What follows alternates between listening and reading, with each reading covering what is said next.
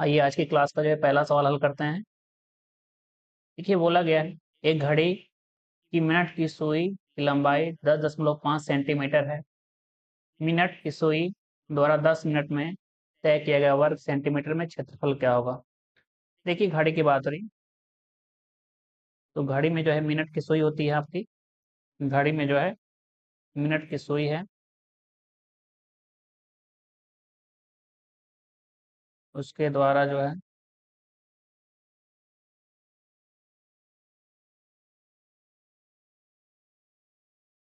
जैसे सर्किल हो गया घड़ी। मिनट की सुई जो है पूरा एक चक्कर में, ठीक है ना। मिनट की सुई जो है एक चक्कर में,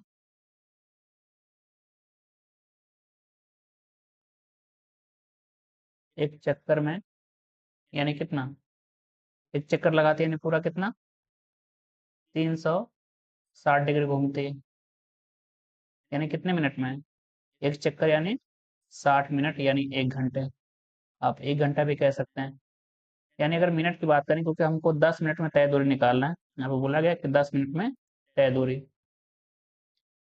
तो देखिए निकालेंगे 60 मिनट में कितना 360 डिग्री, तो 6 से भाग करेंगे तो आ जाएगा 10 मिनट।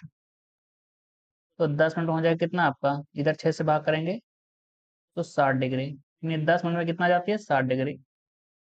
ठीक है, मिनट की सुई जो है लगभग यही एरिया बनाएगी 60 डिग्री का, ये वाला एंगल 60 डिग्री। तो यही एरिया निकालना है आपको। तो आपको पता है कि एरिया क्या होता है, पाई आर स्क्वायर थीटा पूरे वृत्त का। तो किसी पर्टिकुलर थीटा का चाहिए तो 360 बटे में होता है थीटा बटे 360 आपका। मान देते हैं पाई का मान होता है 22/7 आपका। रेडियस कह रहा है कि ये जो मिनट की सुई वही क्या है, त्रिज्या है आपकी। मिनट की सुई कह रहा है कि कितना है 10.5, 10.5 यानी 21/2 स्क्वायर है आपका, यानी 21/2। और आपकी डिग्री कितनी है, थीटा कितनी है 60 डिग्री बटे 360 आपका। काटेंगे 60 से 6 बार में, ये 7 से काट दें कितनी बार में, 3 बार में। 3 से काट दें 6 को जो है 2 बार में। 2 से काट दें 22 को 11 बार में। तो ऊपर क्या दिखा आपका 11 × 21, और नीचे दिखा आपका 2 × 2 यानी मात्र 4। तो 11 कम 11 दूना 22 और 1 23, और नीचे 4 दिखा। 4 5 20 यानी 3 यानी 31 हो गया, 4 7 28। और 57 में केवल एक ही विकल्प है आपका, हल करेंगे तो आ जाएगा 75.75 सेंटीमीटर स्क्वायर, क्योंकि एरिया निकाल रहे हैं। ठीक है, फिर से बताते हैं। देखिए बोला गया था एक घड़ी बनाएंगे जिसमें कह रहे हैं कि मिनट की सुई की लंबाई कितनी है, 10.5 है सेंटीमीटर में। तो आपको पता है कि जब एक चक्कर पूरा लगाती है मिनट की सुई घड़ी में, यानी 60 मिनट में पूरा 360 डिग्री घूमती है। यानी हम निकालें कि 10 मिनट में कितना चलेगी, मात्र 60 डिग्री का कोण। तो वही एरिया निकालेंगे जितना चली है वो। अगला सवाल हल करेंगे। देखिए बोला गया यदि ओ त्रिभुज एबीसी का लंब केंद्र है और बीओसी 100 डिग्री, तो बीएसी का माप क्या है। एक त्रिभुज बनाएंगे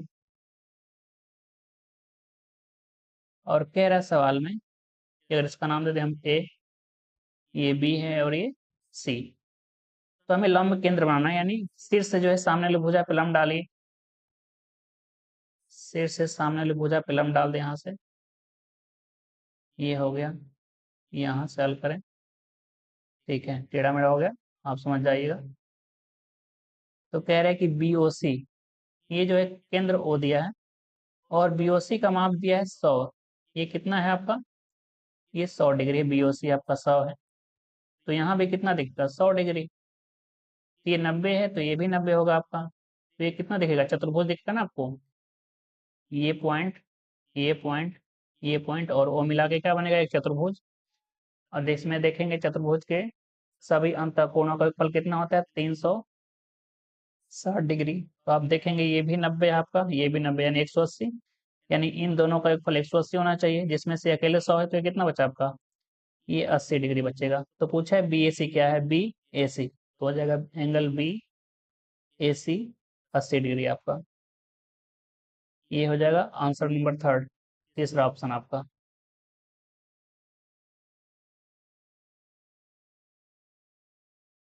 अगला सवाल हल करते हैं।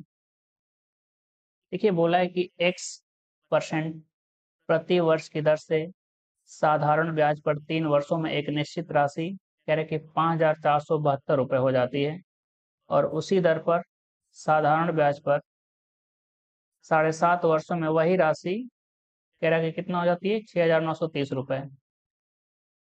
तो एक्स का मान निकालना है पहले तो, यानी ब्याज की दर निकालने के लिए कह रहा है। देखिए कह रहा है कि एक ही राशि है, वो 3 सालों में कुछ ब्याज जोड़ के उस राशि में मिश्र धन कितना हो जाता है, 5472 रुपये।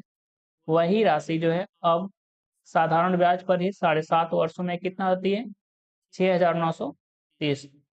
तो आप देखेंगे पहले शर्त के अनुसार तो प्रिंसिपल है, और उसमें 3 साल का साधारण ब्याज है, यहाँ पे 3 साल का साधारण ब्याज है, और कह रहे कि दोनों मिला के मिश्रधन हो जाता है, यानी कितना है, 5472 रुपए। ये पहली शर्त बोली गई है। फिर कह रहे हैं कि वही राशि, यानी मूलधन अभी भी वही है प्रिंसिपल। अब कह रहे हैं कि 7.5 वर्षों में, यानी इस बार का ब्याज कितना है, 7.5 वर्ष का है, साधारण ब्याज है, और कह रहे हैं कि इस बार कितना आती है, 6,930 रुपए। समीकरण 2 है ये, दूसरे कंडीशन के हिसाब से। तो आप कह सकते हैं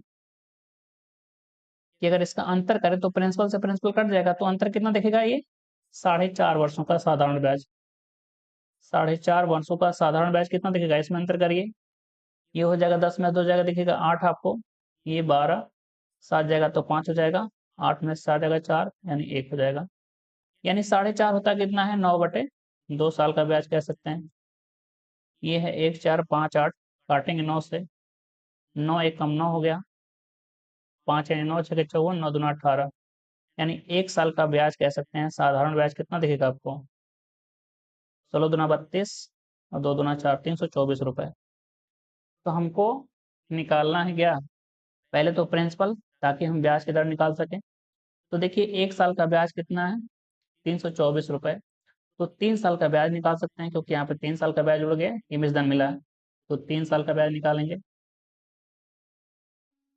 1 साल का अगर 324 है तो तीनों साल साधारण ब्याज बराबर होंगे, क्योंकि ब्याज की दर तो वही रहने वाली है।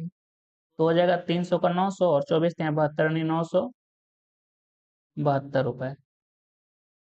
तो आप निकाल सकते हैं कि अमाउंट कितना है, क्योंकि अमाउंट 5472 है, इसमें 3 साल का ब्याज यानी 972 रुपये भी है, यानी प्रिंसिपल निकाल सकते हैं यहाँ से।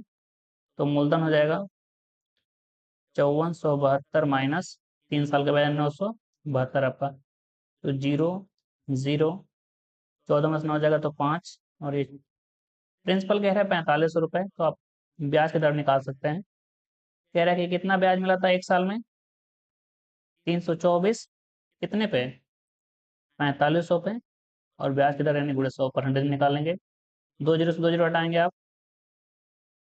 और देखेंगे 45 से कितनी बार में लगभग कट रहा है, 8 चौक को 32, ठीक है, 8 से कम होना चाहिए, 8 से ज़्यादा है आपका, ठीक है। ये काटेंगे 9 से, बिंदु 6 4 10, 5 9 3 से 9 से कटेगा, 9 गुणे 3 27, और 9 6 54, 9 5 45, 5 7 35, कितना है, 7.2% का ब्याज दर मिलेगा आपको। यही एक से ब्याज की दर, ठीक है आपका, एक से यानी ब्याज की दर है।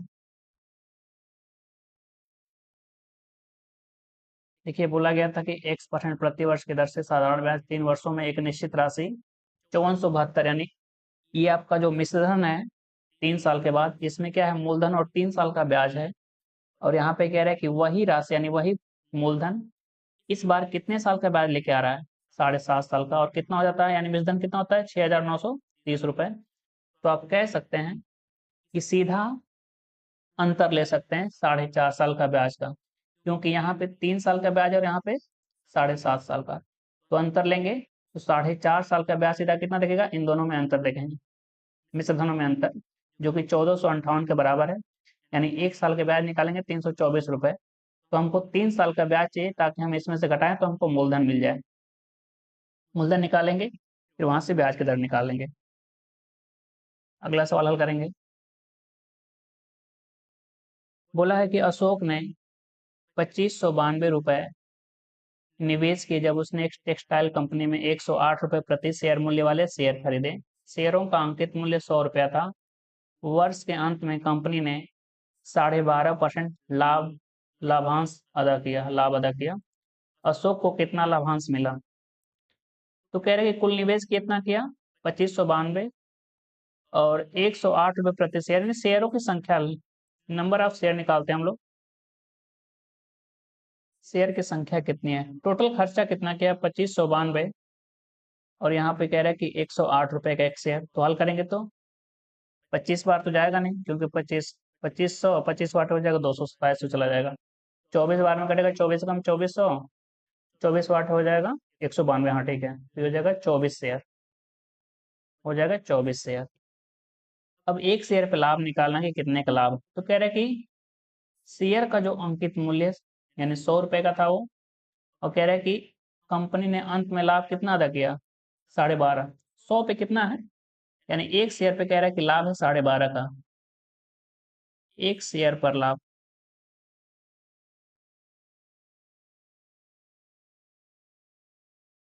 बटे में 100 हो जाएगा, परसेंटेज बोला है, तो हो जाएगा 12.5 रुपए का लाभ है।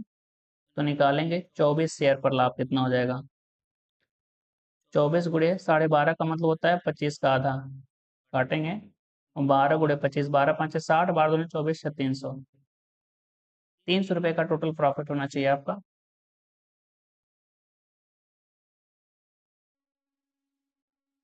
अगला सवाल हल करेंगे। कह रहा है कि यदि x plus 1/x, x plus 1/x equal to -2 है, तब कह रहा है कि x की पावर 1651, x की पावर 1651 प्लस 1 अपान x की पावर कह रहा है कि 32 62 का मान क्या है। तो आप देखिए, अगर इसको वैल्यू पुटिंग से करना चाहें, x का मान कितना रख दीजिए? -1। तो आप देखेंगे x का मान -1 प्लस 1/x का मान -1, तो हल करेंगे तो -1 और -1 मिलकर क्या हो जाएगा? -2। संतुष्ट हो गया आपका? इसका मतलब यहाँ पे रखेंगे x का मान -1 रखेंगे और इसकी पावर है 1651 प्लस 1/x की पावर, x -1 है आपका, और इसकी पावर है 32 62। तो आपको पता है कि -1 है, इसकी पावर क्या है? ये विषम है, 1651 क्या है? विषम संख्या है। तो -1 की पावर अगर सम होती है उसका मान प्लस में हो जाता है, और -1 की पावर अगर विषम हो तो उसका मान ऋणात्मक है, यानी माइनस में आता है आपका। ये हो जाएगा -1 और प्लस ये 1 अपान क्या दिखेगा आपको? ये -1 की पावर सम है, 32 62 है, तो आपको पता है कि ये 1 बन जाएगा प्लस का, तो ये दिखेगा -1 और ये प्लस का 1 दिखेगा 0 आपका। तो इसका आंसर नंबर हो जाएगा थर्ड आपका, तीसरा विकल्प 0।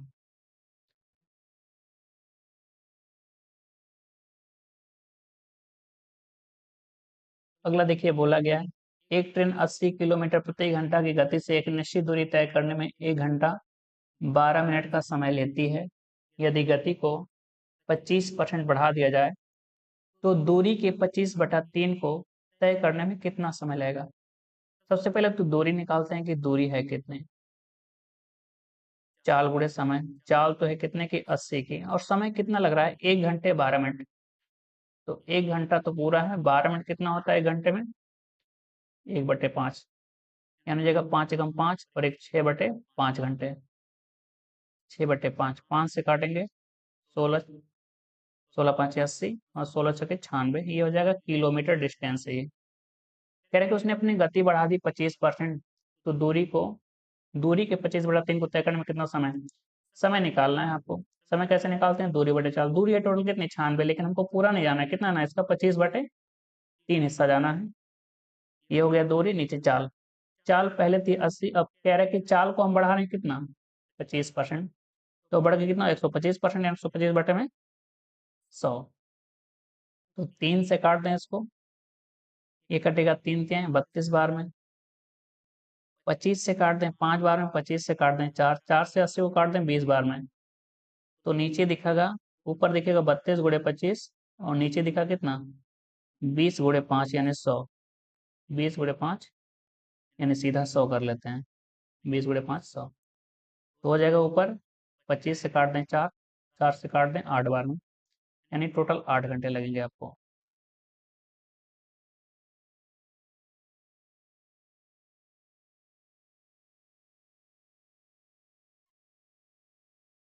अगला सवाल हल करते हैं हम लोग। बोला गया है एक डीलर ने एक वस्तु को 4% की हानि पर बेचा। यदि वह इसे 120 रुपये अधिक में बेचता तो उसे 8% का लाभ होता। अब कह रहे हैं कि 11% का लाभ प्राप्त करने के लिए उसे उस वस्तु को कितने में बेचना होगा। पहले कह रहे हैं कि 4% की हानि था, और फिर कीमत बढ़ाया कितना, 120 रुपये बढ़ा के बेचा, जितना पहले में बेचता था उससे 120 अधिक बेचा, उसकी वजह से उसको लाभ कितना हो गया, 8% का। तो आप देखेंगे जो गैप है आपका -4 और +8, आपको बताया गया है कि जब भी अंतर निकालना हो और ना आपके चिन्ह क्या हो, विपरीत हो, तो दोनों को जोड़ लेते हैं, यानी कितने का दिखेगा, 12% का डिफरेंस दिखेगा। जबकि रुपए में कितने का दिखा, 120 रुपए का। तो हल करेंगे तो 1% का मान दिखेगा आपको कितना, 10 रुपए। तो सीपी निकाल सकते हैं या फिर सीधा विक्रय मूल्य निकाल सकते हैं। ठीक है, विक्रय मूल्य निकाल सकते हैं। कह रहा है कि 1% का मान है 10 रुपया, और आपको कह रहा है कि कितने में, 11% के लाभ पे बेचना है। तो सीपी अपने आप में होता है कितना आपका, 100%। इस पे चढ़ के बेचेंगे, 11% का लाभ चाहिए आपको, यानी कितने में बेचेंगे, 111% में। तो हल करेंगे, 111% का मान निकालेंगे, इधर भी किससे गुणा करेंगे, 111 से, हो जाएगा 111, लास्ट में 0 आपका। बोला गया था कि एक वस्तु को पहले 4% की हानि पर बेचा गया, तो कुछ कीमत रही होगी उसकी। फिर कह रहा है कि उस कीमत से 120 रुपये अधिक में बेचा, तो उसका जो हानि है वो लाभ में हो गया। कह रहा है कि 8% का लाभ है। तो कीमत कितनी बढ़ाई आपने, 120 रुपया। उस 120 रुपये के बढ़ने से जो हानि है वो लाभ में बदल गया। तो हानि था 4% का, अब लाभ हो गया 8 का। तो डिफरेंस कितने का दिखा आपको, 12% का, जिसका मान सवाल में कह रहा है कि 120 रुपया है, यानी 12% का मान 120 रुपया, तो 1% का मान है 10 रुपया। तो आप वहां से सीपी निकाल सकते हैं। हालांकि सीपी से नहीं मतलब है, हमको कह रहा है कि हमको विक्रय मूल्य निकालना है, जब कितने का लाभ चाहिए, 11% का, यानी सीपी होता है 100%, उस पे लाभ हो, यानी जितने का लाभ हो उतना अधिक में बेचना पड़ेगा। तो कह रहे हैं कि 11% का लाभ चाहिए, यानी 111% में बेचना है।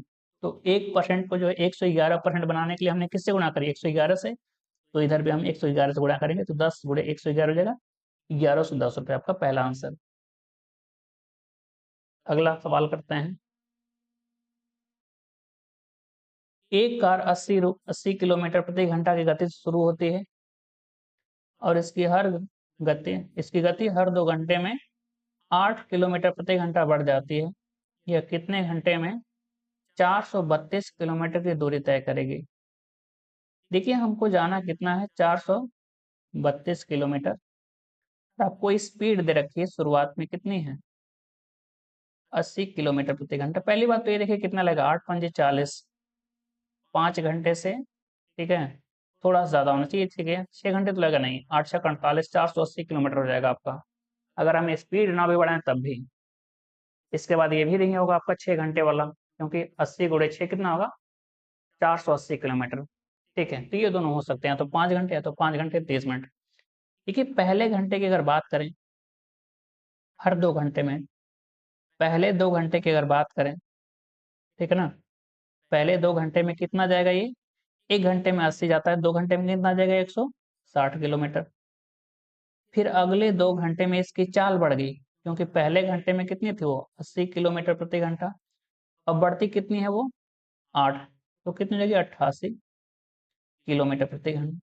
तो अगले 2 घंटे में इतना हो जाएगा, गुणा कर ले, 2 8 16, 2 8 16 17, 176। ठीक है, अब ये आपका नहीं हुआ, कितना दिखेगा, 6 7 6 13, हो जाएगा 336 किलोमीटर अभी। ठीक है, अगला देखते हैं। अब देखिए फिर बढ़ेगा आपका, तो हो जाएगा 8 और 8 16, ये हो जाएगा आपका 96 किलोमीटर प्रति घंटे की चाल। ठीक है, अगर देखिए 1 घंटे चलें तो कितना जाएगा, 96 आपका, 6 और 6 कितना हुआ, 12। ठीक है, इसमें अगर जोड़ें 96 तो कितना दिखे, 6 और 6 12, 10 और 3 13, 3 और 1 4, 432, यानी टोटल 5 ही घंटे लग रहे हैं आपके। ठीक है ना, ये पांचवा घंटा, 2 घंटे यहाँ लगा, 2 घंटे यहाँ लगा, 1 घंटे यहाँ, टोटल कितने घंटे, 5 ही घंटे लगे। तो 432 से जाना था, 432 कंप्लीट हो गया आपका। तो टोटल 5 घंटे लगेंगे आपके। अगला हल करते हैं। कह रहे हैं कि 4 धनात्मक संख्याओं का अनुपात 5:8:12:18 है। उनका लघुत्तम एलसीएम कह रहा है कि लघुत्तम समापवर्त 2880 है। तो बड़ी और छोटी संख्या के बीच का अंतर क्या है? देखिए, कह रहे हैं कि अनुपात है 5, यानी 5x कह सकते हैं, ये 8x कह सकते हैं। संख्याएं वास्तविक में मान लेते हैं, इसमें वेरिएबल ले लेते हैं। ठीक है, इसका एलसीएम क्या बनेगा? इसका एलसीएम अगर देखना चाहें तो सभी में कॉमन है x, तो x तो रहेगा ही, 5 भी रहेगा क्योंकि 5 है आपका, 8 भी होगा। क्या 12 इसमें दिख रहा है? क्या 4 दिख रहा है? क्योंकि 8 में 4 होता है, और 12 कितना होता है? 4 × 3, तो 3 भी दिखेगा आपको। 18 होता है 9 × 2, ठीक है, या फिर 6 × 3। तो देखेंगे 2 तो इसमें 8 में 2 दिखेगा, 3×2 = 6, एक 3 की कमी आपका, तो यहाँ दिख जाएगा। यही एलसीएम है। और इसका एलसीएम कह रहा है कि है कितना? 2880 है। आप देखेंगे 5 बटे कितना होता है? 40, 40 में एक जीरो, और 4 से काटेंगे, 4×7 = 28, 4×2 = 8, 9 है, 9×8 = 72। तो आप कहेंगे कि x का मान क्या दिखेगा आपको? 8। हमको अंतर चाहिए बड़ी और सबसे छोटी का। तो सबसे छोटी तो 5x दिखेगी, और सबसे बड़ी कौन सी? 18x। तो अंतर कितने का दिखा आपको? 13x का अंतर दिखा आपको, 13x, यानी 13 और x का मान है 8। तो 13 बटे होता है 104 आपका, 13 बटे 104 पहला आंसर आपका, पहला विकल्प।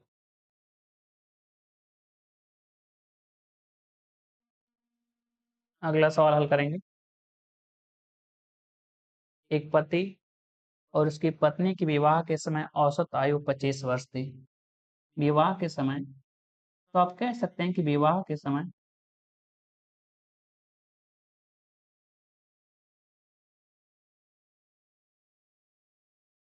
दोनों का योगफल कितना दिखेगा आपको? कह रहा है कि एवरेज 25 है, तो योगफल कितना हो जाएगा आपका? 25 × 2 यानी 50, क्योंकि हम टोटल योगफल कैसे निकालते हैं? एवरेज गुणे आंकड़ों की संख्या, यानी नंबर से, ठीक है ना। टोटल योगफल कैसे निकालते हैं? औसत गुणे आंकड़ों की संख्या। तो आंकड़ों की संख्या 2 है, क्योंकि पति और पत्नी है, और औसत है 25 का, तो दोनों का योगफल कितना हो जाएगा? 50 वर्ष। अब कह रहे हैं कि 7 वर्ष बाद उनका 2 वर्ष का एक छोटा बच्चा है। कितने साल बाद? 7 वर्ष बाद उनका 2 साल का एक छोटा बच्चा है। तो देखिए, पति भी कितना बढ़ेगा आपका? 7 साल, पत्नी भी कितनी बढ़ेगी? 7, यानी टोटल कितना बढ़ेगा आपका? 14, यानी कितना हो जाएगा ये? 64 वर्ष। ठीक है, अब इनका एक 2 साल का बच्चा भी है साथ में, ठीक है। इसमें क्या है? एक 2 साल का बच्चा भी है, 2 वर्ष का। तो टोटल योगफल कितना हो जाएगा? 64 और 2 66 वर्ष।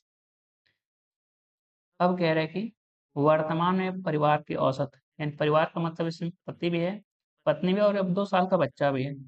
तो परिवार की औसत आयु निकालेंगे।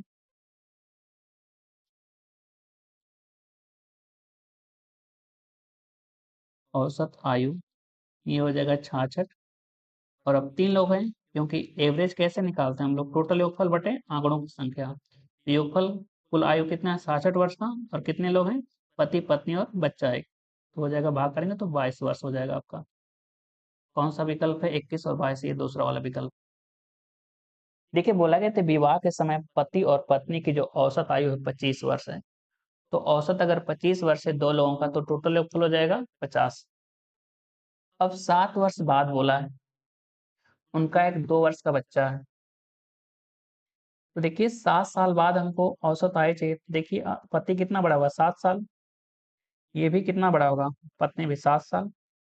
तो 7 साल पहले कितना था? 50 का। तो 7 साल बाद कितने का हो जाएगा आपका? देखेंगे, 7 साल से बढ़ेंगे तो टोटल 14 बढ़ेंगे, यानी 50 + 14 64 वर्ष। अब कह रहे हैं कि इस समय जो है 2 वर्ष का बच्चा भी है। तो पति और पत्नी की जो आयु है कितने? टोटल 64, प्लस बच्चे की आयु 2 वर्ष, यानी 66 इस समय आयु है। और कह रहे हैं कि इस समय वर्तमान परिवार की औसत आयु क्या है? तो टोटल योगफल में आंकड़ों की संख्या ने 3 से भाग करेंगे तो हो जाएगा आपका 22। अगला सवाल हल करते हैं। कह रहा है कि एक समकोण त्रिभुज की भुजाओं की लंबाई का अनुपात 5, 12 और 13 के अनुपात में है और इसका परिमाप 90 सेंटीमीटर है। त्रिभुज का क्षेत्रफल क्या है पूछा है। देखिए कह रहा है कि अगर ये 5x है तो ये बनेगा 12x, ये बनेगा 13x। हमको परिमाप निकालना था तो आप कहेंगे परिमाप देखेंगे 12 5 17, 17 13 हो जाएगा 30x। पेरीमीटर यानी परिमाप, जो भी आकृति है उसकी बाहर बार की जो लंबाई है उसकी भुजाओं को जोड़ देंगे। तो कह रहे हैं कि 90 सेंटीमीटर है। वो काटेंगे तो देखिएगा x का मान कितना, आपको 3 सेंटीमीटर। ठीक है, इसका मतलब ये देखिएगा 15 सेंटीमीटर, ये देखिएगा 36 सेंटीमीटर और ये देखिएगा 39 सेंटीमीटर। हमको एरिया चाहिए। एरिया हो जाएगा 1/2 आधार गुणे ऊंचाई। देखिए इसमें कर्ण कौन सा बनेगा, आपका बड़ी भुजा, और इनमें से कोई एक आधार और एक लंब बनेगी, यानी 15 गुणे 36। 2 से काटेंगे 18 बार में, 18 5 90, 18 कम 18 10 28 यानी 27 आपका 270 सेंटीमीटर स्क्वायर आपका थर्ड ऑप्शन।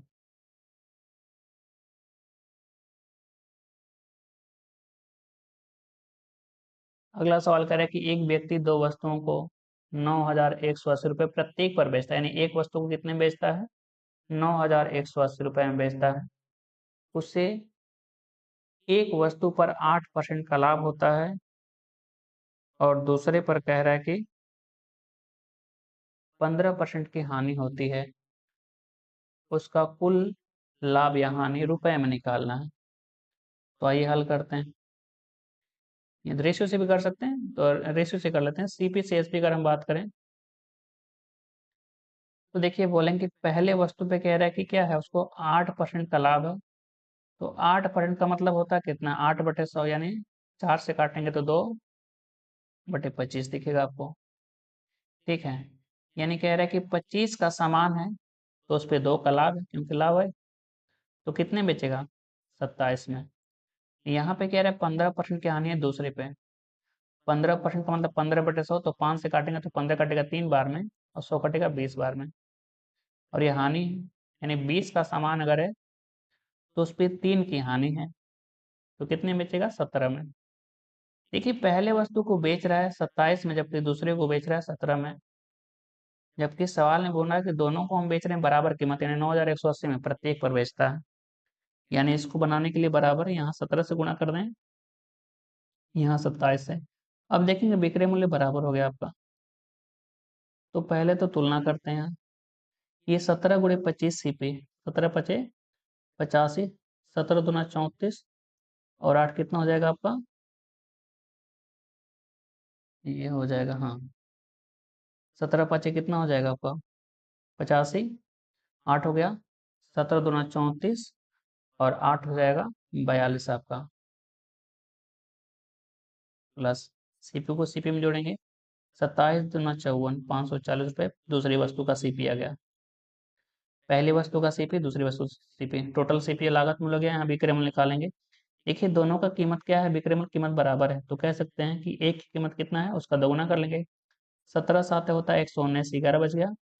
17 दूना 34, 10 44 और 1 45, 17 7 119, 11 बच गया। 17 दूना 34 और 11 हो जाएगा आपका 45। इसी को हल करना है, तो ये हो जाएगा आपका कितना, 5 जोड़ लीजिए, इसके बाद हो जाएगा 6 9, यहाँ दिखेगा आपको 45 दूना 90 यानी 900 और 18, 918। तो 965 का सामान हम बेच रहे हैं 918 में, इसका मतलब तो लाभ तो है नहीं, हानि है, क्योंकि कम में बेच रहे हैं। तो पहला विकल्प तो हो नहीं सकता। ठीक है, चौथा भी आपका नहीं होगा, हानि वाले विकल्प होंगे। तो हानि कितने की हो रही है यहाँ पे निकाल लेते हैं। देखिए 15 में से 8 जाएगा कितना हो जाएगा, 8 7 15, 5 में से एक जाएगा 4 दिखेगा आपको। ठीक है, 47, और 47 का मान निकालना है। और आपको सवाल में दिया गया है ये कितना है, ये विक्रय मूल्य जो यहाँ लिखा है आपने, एक 27/17, ये जो विक्रय मूल्य ना आपका, इसी का मान सवाल में कितना बोला है, 9,180 रुपये। बोला नहीं यहाँ सवाल में कि एक वस्तु को कितने बेचता है, 9,180 और दूसरे को भी कितने बेचता उतने में, क्योंकि दोनों का क्या है, विक्रय मूल्य बराबर है। तो इसको हल करेंगे। आप ये भी कह सकते हैं कि देखिए 47 का मल्टीपल भी होगा, और 47 का मल्टीपल इसमें देखिए 840 है नहीं, कौन सा है, 940 है। 47 गुना कितना होता है, 94 आपका। यहाँ से निकाल लेते हैं, 17×5 = 85, 6 बच गया, 17×4 = 68, यानी कितना हो जाएगा, 540, और 27 गुना होता है 54, यानी एक का मान सवाल में कितना हो गया, 20 रुपया। तो 47 का मान कितना हो जाएगा, ये भी 20, 20 गुना हो जाएगा, 47 गुना कितना हो जाएगा आपका 94, और साथ में जीरो आपका 940 रुपये। ये हानि हो जाएगी आपकी।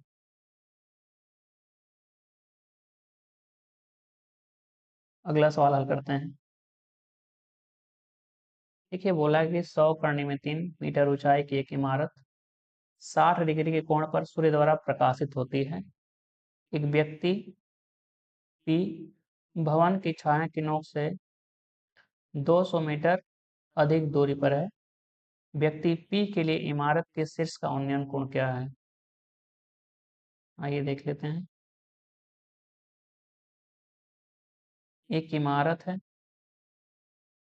तो देखिए अगर सूर्य जो है यहाँ कहीं 60 डिग्री पे है ना, यहाँ पे ये जो है सूर्य है, इस इमारत के शीर्ष पे जो है 60 डिग्री पे जो है प्रकाशित कर रहा है इस इमारत को।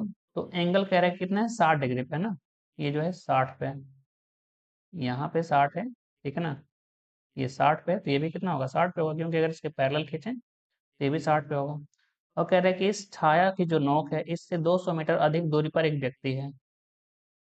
एक व्यक्ति है यहाँ पे, 200 मीटर अधिक दूरी पे एक व्यक्ति है, पी आपका यहाँ से यहाँ जो है 200 मीटर है। जैसे कह देंगे ए है, ये बी इमारत है आपकी, ये सी पॉइंट है जहाँ छाया का आखिरी छोर है। तो हमसे बोला है कि व्यक्ति पी के लिए इमारत के शीर्ष का उन्नयन कोण क्या है, तो ये निकालना आपको, ये उन्नयन कोण, ये थीटा आपको निकालना है। तो ये इमारत शीर्ष पर कितना लंबवत खड़ी है, तो 90 का होगा, ये 60 पे कितना दिखेगा, 30। तो आप इसकी छाया की लंबाई या फिर ये नीचे जो है निकाल सकते हैं। ये ऊंचाई कितना है, 100 करनी में 3।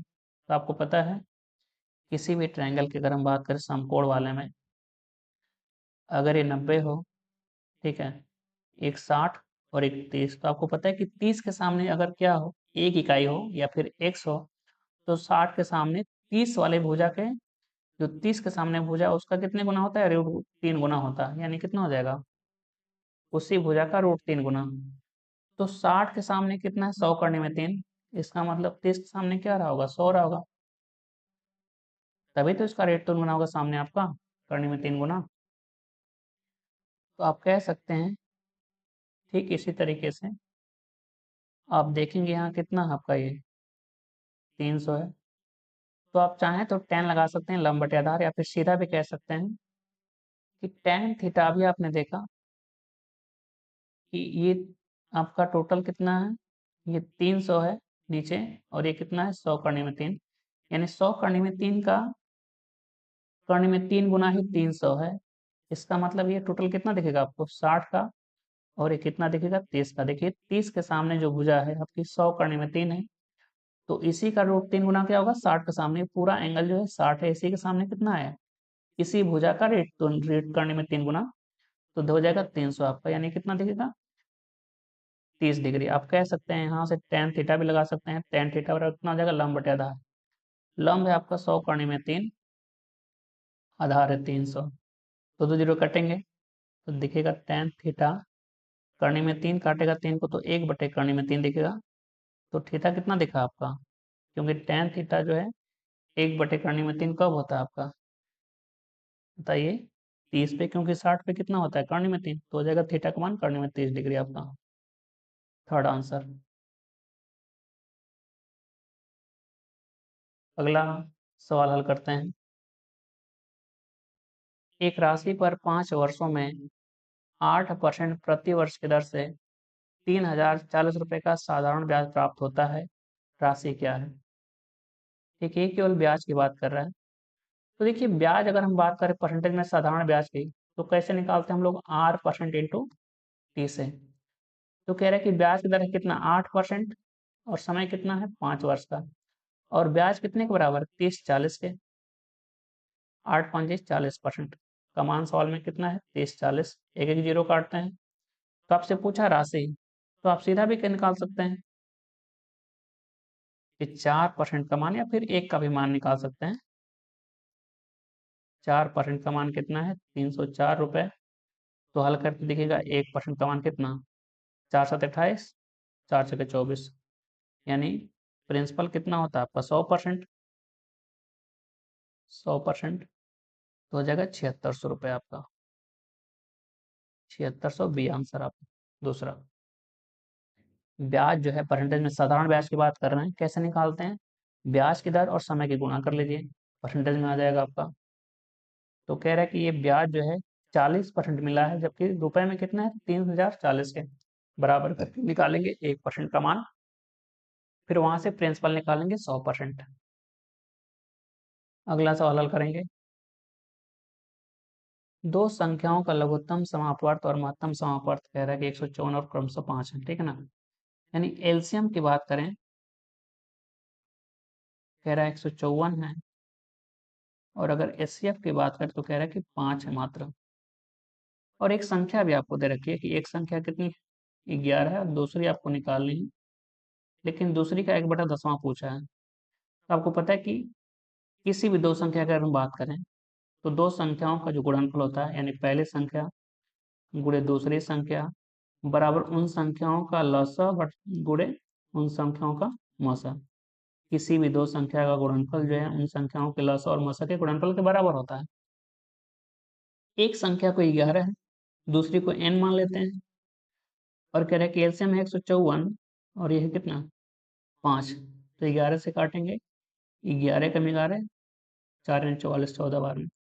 तो n का मान क्या देखे 14×5 = 70, लेकिन पूछा क्या है n का कितना हिस्सा 1/10वां, यानी 70 का 1/10 निकालेंगे तो क्या दिखेगा मात्र 7 आपका।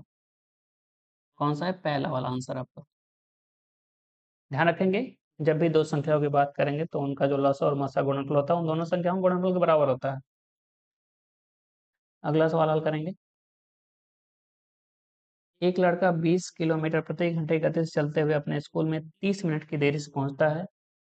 अगली बार वो अपनी गति 5 किलोमीटर प्रति घंटा बढ़ा देता है, लेकिन फिर भी 10 मिनट देर से पहुंचता है। उसके घर से स्कूल की दूरी कितनी है किलोमीटर में बताना आपको। तो देखिए आपको पता है कि दूरी तो बराबर है। आप ये भी कह सकते हैं कि जब भी दूरियां बराबर हो तो आप क्या लगाते हैं S1 T1 बराबर S2 T2 भी लगा सकते हैं।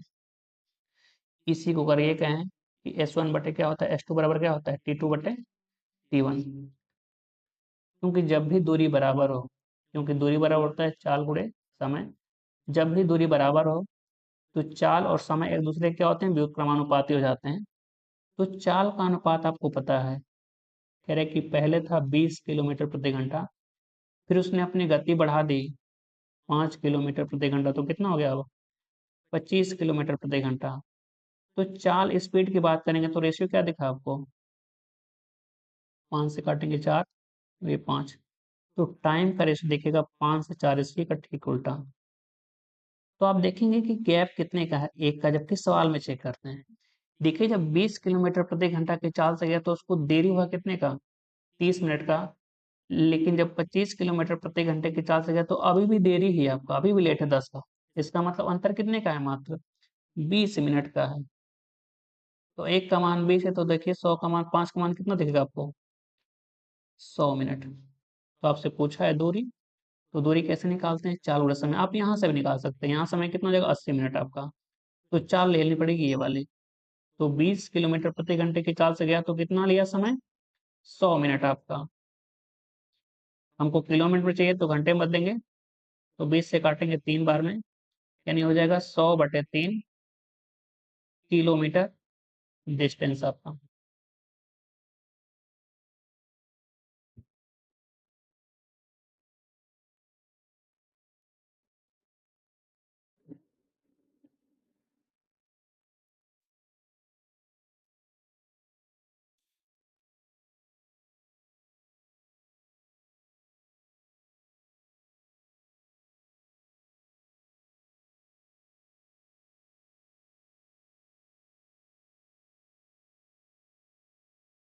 अगला सवाल देखते हैं हम लोग।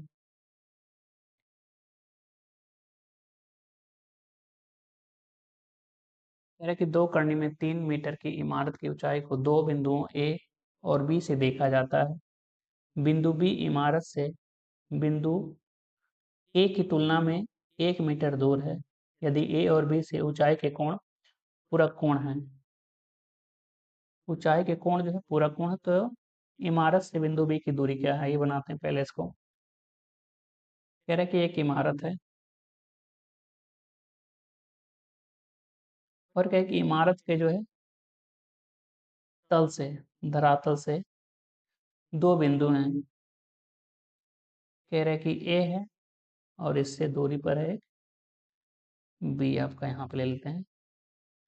और कह रहे कि बी जो है ए से 1 मीटर की दूरी पर है और यहाँ से कुछ होगा, मान लेते हैं कि x मीटर है।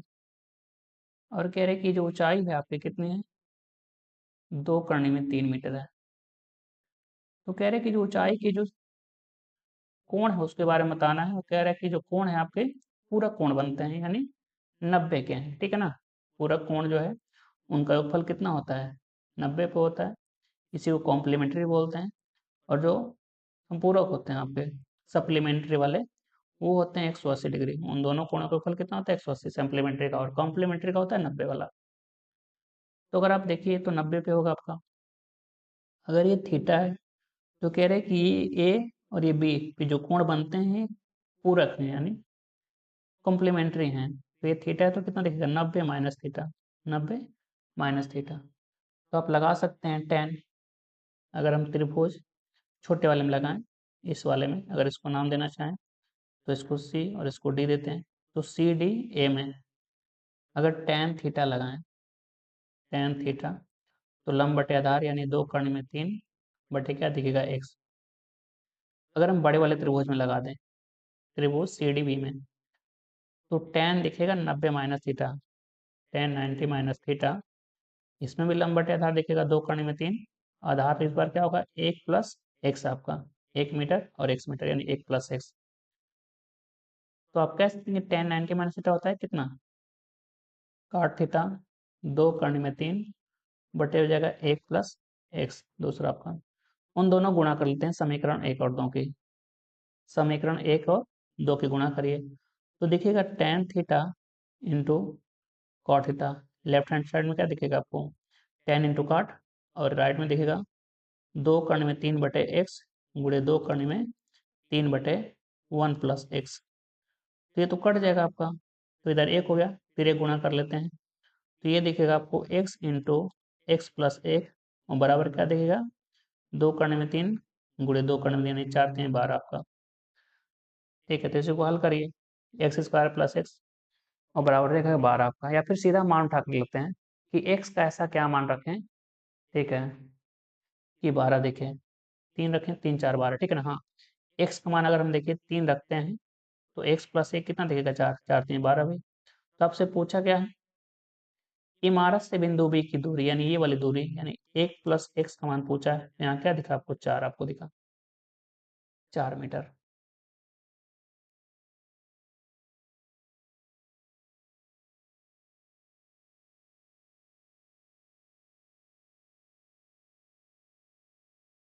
अगला सवाल हल करते हैं हम लोग। कह रहे कि 7 सेंटीमीटर किनारे की लंबाई वाले एक ठोस घन से 7 सेंटीमीटर लंबाई वाला एक ठोस बेलन निकाला जाता है यदि शेष ठोस का आयतन 321 सेंटीमीटर है। तो शेष ठोस का निकटतम पूर्णांक अनुमानित पृष्ठीय क्षेत्रफल क्या है। सवाल देख लेते हैं क्या कह रहा है। कह रहा है 7 सेंटीमीटर किनारे की एक लंबाई वाला एक ठोस घन है जिसमें से हम निकाल रहे हैं 7 सेंटीमीटर लंबाई वाला एक ठोस बेलन। ठीक है, उस बेलन की लंबाई तो दिया है कि कितनी है, 7 सेंटीमीटर, लेकिन क्या नहीं दिया है, उसकी त्रिज्या। और कह रहे निकालने के बाद जो शेष ठोस है उसका आयतन है 321 सेंटीमीटर क्यूब। तब से पूछा कि निकालने के बाद जो शेष ठोस बच जाएगा आपका, उसका पृष्ठीय क्षेत्रफल है क्या। पहले देखिए समझ लेते हैं क्या कह रहा है। एक ठोस घन है आपका, घन है तो उसकी लंबाई चौड़ाई सब क्या होगी, ऊंचाई सब बराबर हो गई। कुछ इस तरीके से जो है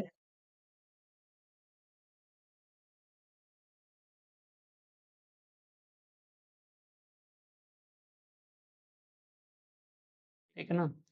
इसी में से जो है इस तरीके से काट के निकाला गया बेलन आपका, ठीक है, इसी की बात कर रहा। तो आइए पहले तो निकालते हैं इसकी त्रिज्या क्या रहेगी, निकालते हैं। देखिए सबसे पहले तो घन का आयतन क्या हो जाएगा, a का क्यूब, यानी a का मतलब कितना है 7, यानी 7 का क्यूब। हमको शेष बोला है 321, तो इसमें से बेलन का घटा देंगे।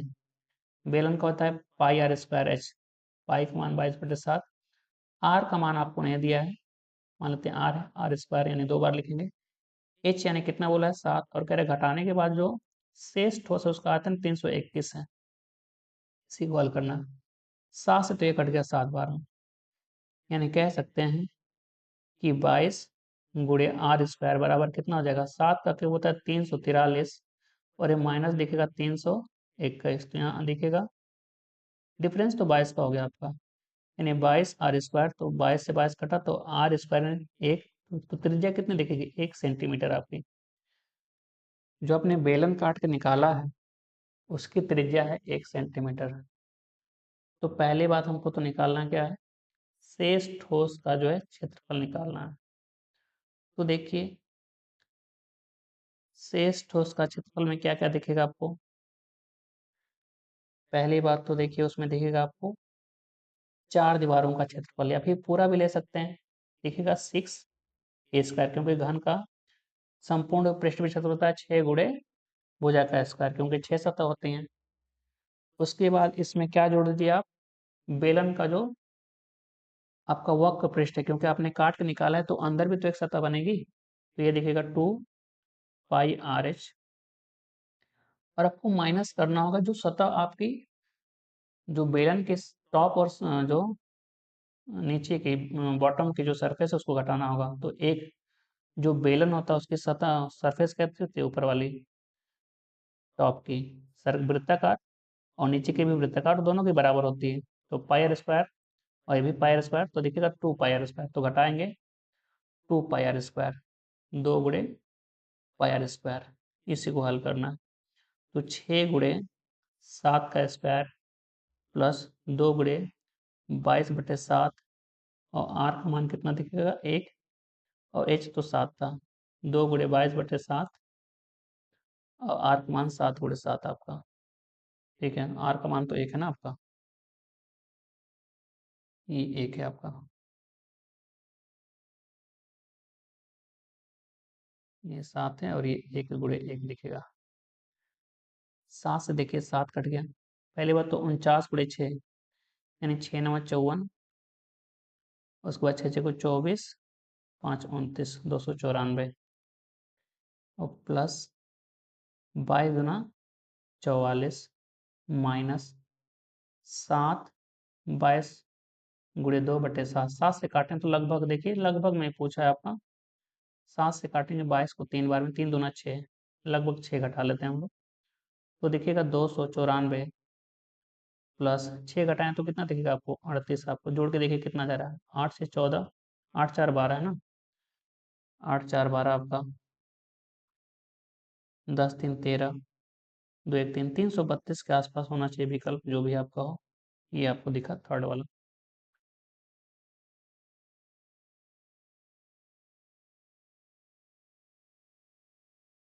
अगला सवाल हल करते हैं हम लोग। कह रहे कि एक द्विघात समीकरण है ax² + bx - 12 बराबर 0, और इसके मूल है, कह रहे कि 3 और -4, तो a और b का मान क्या है पूछा है, ठीक है। तो आइए हल कर लेते हैं। देखिए अगर मूलों का योगफल निकालना चाहें, जैसे आपको पता है कि कोई यूनिवर्सल आप ले सकते हैं x² + bx + c बराबर 0, तो मूलों का जो योगफल होता है, मूलों का योग कैसे निकालते हैं हम लोग, -b/a, और मूलों का गुणनफल कैसे निकालते हैं, मूलों का गुणनफल ये निकालते हैं c/a से, c/a से आप लोग पढ़े होंगे। तो हम मूलों का योगफल निकालते हैं, तो मूल तो आपको दिया है 3 - 4, तो योगफल क्या दिखेगा 3 + -4, योगफल यानी -b/a, -b/a, और गुणनफल देखते हैं 3 गुणे -4, तो देखिएगा सी का मान कितना है -12 और बटे ए आपका। तो हल करेंगे तो इधर क्या दिखेगा आपको, -1 बराबर -b बटे ए, तो माइनस माइनस प्लस हो जाएगा, यानी ए बराबर तो बी हो गया आपका यहाँ पे। और यहाँ से हल करते हैं तो ए का मान क्या दिखेगा, अच्छा इधर भी -12 बटे ए, तो कटेगा आपका, तो ए का मान 1 तो बी का मान भी 1। ठीक है, यानी दोनों प्लस पॉजिटिव एक एक होंगे आपको, दोनों ही पॉजिटिव होंगे क्योंकि दोनों ही बराबर हैं। अगला हल करते हैं। साइकिल का विक्रय मूल्य 2754 है। यदि व्यक्ति साइकिल को 37.5% के लाभ पर बेचता है तो साइकिल के विक्रय मूल्य का 45% ज्ञात कीजिए। देखिए 37.5% का लाभ है, तो 37.5% कितना होता है, 12.5% का 3 गुना। ठीक है, और 12.5% का मान कितना होता है आपका, बताइए, 1/8। आप हल कर सकते हैं, 12.5% यानी परसेंटेज हटने नीचे क्या आ जाएगा 100, यानी 12.5/100, यानी काटेंगे तो 1/8 बार में कटेगा, तो ये 3 गुना कर देंगे तो 3/8, यानी 37.5% का मतलब कितना है, सीधा 3/8, यानी 8 में जब भी हम 3 की बात करते हैं वही क्या है, 37.5 है आपका। ठीक है, तो देखिए क्रय मूल्य बोला है 2754 है, कितने का लाभ है, तो 2754 है, 3 का लाभ है 8 पे, यानी कितना हो जाएगा, 11/8 में बेचेगा, तो ये विक्रय मूल्य हो गया, लेकिन हमको विक्रय मूल्य का कितना चाहिए, 45%, यानी 45/100 कह सकते हैं। आइए हल करते हैं, देखिए सभी जो है दशमलव में है आपका, 8 से कटने के लिए 8 9 72, ठीक है नहीं कटेगा आपका,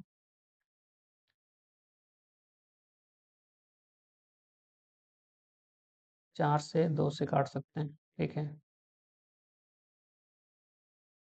लगभग में काट लेते हैं, देखिए क्योंकि विकल्प तो काफी 16 17, ठीक है ना, 8 से काटेंगे 3 बार में, 8 गुणे 3 24, 3 बच गया, 8 चौके 32, कितना बच गया आपका 3, 8 चौके 32, लगभग 344, और इसको हल करें तो ये दिखेगा आपको 9/20, 2 से काट लेते हैं एक बार इसको, 172 गुणे 11 गुणे 9 बटे में 10, यानी 172 गुणे कितना है 99/10। ठीक है, 10 से भाग करें लगभग कितना 9 दशमलव यानी 10 बार, तो कितना हो जाएगा लगभग 1720 के आसपास विकल्प होना चाहिए। ठीक है, ये वाला विकल्प है आपका 1700 का आसपास, 1702।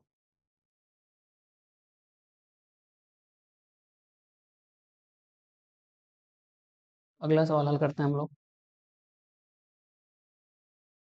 कह रहे कि 24 व्यक्तियों के एक समूह का औसत भार 63 किलोग्राम है। 4 व्यक्ति जिनका वजन कितना है, 56 किलोग्राम है, और कह रहा है कि 58.5 किलोग्राम है, 63.5 किलोग्राम है और 60 किलोग्राम है, कुछ समूह में जोड़ा जाता है तो नया औसत क्या होगा। तो निकाल लेते हैं, पहले कितना था आपका 63 था, तो तुलना करके निकाल सकते हैं, 60 से देखिए 63 है ना, तो पहला व्यक्ति का जो है 63 से कितना कम है, 7 कम है,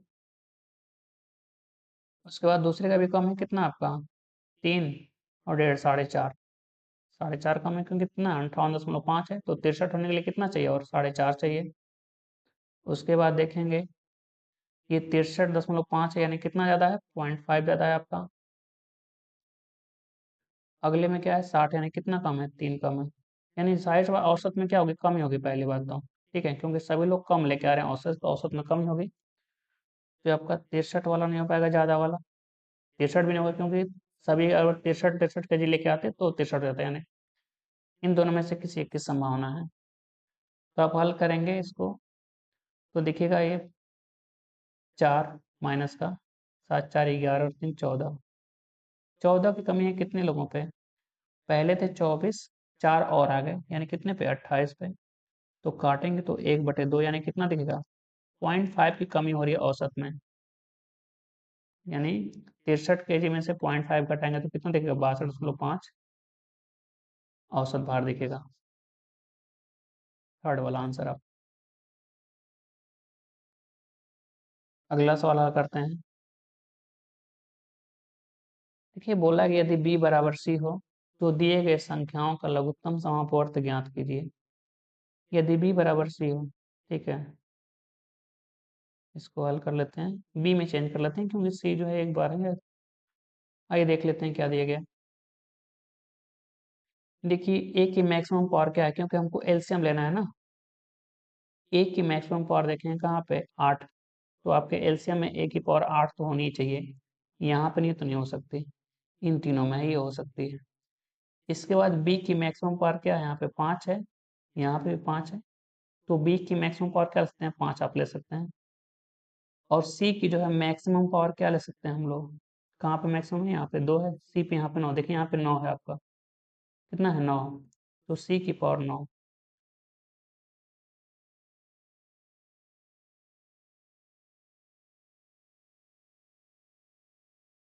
तो आप कह सकते हैं कि a की पावर 8, b बराबर c है तो कैसे 9 5 14 होना चाहिए, तो b या c की पावर कितना दिखेगा, 14 होना चाहिए। कहीं गलती हुई चेक कर लेते हैं। b की अधिकतम घात 3, यहाँ 5, b की अधिकतम जो है 5 है और c की जो है 9, सही तो है आपका 14 ही होना चाहिए, और कहीं तो है नहीं इसमें।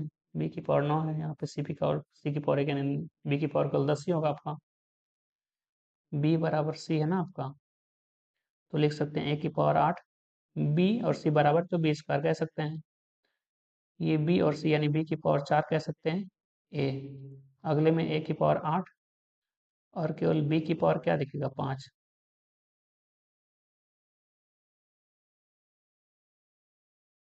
अगला दिखेगा आपको c की पावर 9 और b की पावर 2, यानी c की पावर कितना दिखेगा आपको, b की पावर 11 दिखेगा और a की पावर दिखेगा आपको, ठीक है ना, a की पावर कुछ नहीं है उसमें। अगले में क्या है, c a b की पावर 5, यानी a और b की पावर 6 दिखेगा। इसमें है a की पावर 3 और b की पावर 3। तो आपको लघुत्तम एलसीएम लेना है, ठीक है, सबकी हाईएस्ट पावर जो भी आपका है उसको देख लीजिए। a की ऋण घात तो 8 है, यहाँ पे भी 8 है, ठीक है ना, a की पावर 8 तो होनी है। b की 4 है, यहाँ पे 5 है, यहाँ पे 11 है, ठीक है, हाँ ठीक तो है ये, कितना रहा, 11 आ रहा है मात्र। a की पावर 8 और b की पावर 11 आपका, a की पावर 8 b की पावर 11।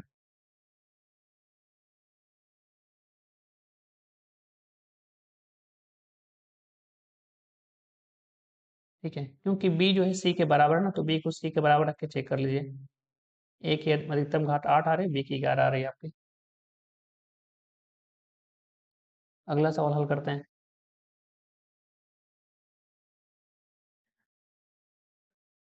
देखिए बोला गया है कि x square minus 5x minus 1 बराबर 0 है।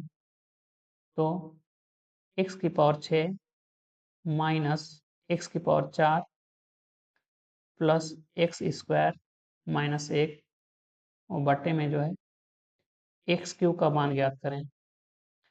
तो आप देखिए इसमें कह सकते हैं कि अगर इसमें भाग करें x का तो ये x बन जाएगा, ये -5 और माइनस 1 बटे एक्स बराबर 0। तो आप कह सकते हैं कि x माइनस 1 बटे एक्स का मान क्या दिखेगा, प्लस का 5 इधर आएगा। तो अब इसमें अगर एक्स क्यूब की बात करें तो यहाँ एक्स क्यूब बनेगा, ये माइनस एक्स बनेगा और प्लस बनेगा 1/x और माइनस 1 बटे एक्स क्यूब बन जाएगा। हमने एक्स क्यूब की भाग कर दी, तो इसको एक जगह लिख दें, ये एक्स क्यूब माइनस 1 बटे एक्स क्यूब और एक ब्रैकेट में बनेगा आपको क्या, ये बनेगा, माइनस कॉमन कर लें, ठीक है, तो x माइनस 1 बटे एक्स बनेगा आपका। तो आइए हल कर लेते हैं। यदि देखिए x माइनस 1 बटे एक्स का मान कितना है, 5 है, तो उसकी क्यूब क्या दिखेगी, 5 की क्यूब माइनस, ठीक है, 5 cube plus 3 × 5, x cube minus 1 बटे एक्स क्यूब का मान दिखेगा, ए की क्यूब यानी 5 क्यूब प्लस 3 के यानी 125 प्लस 15 यानी 140, माइनस इसका मान देख लेते हैं कितना है, तो 5 ही है, तो 140 में से 5 135 दिखेगा आपको। ठीक है, तो इतना ही रखते हैं।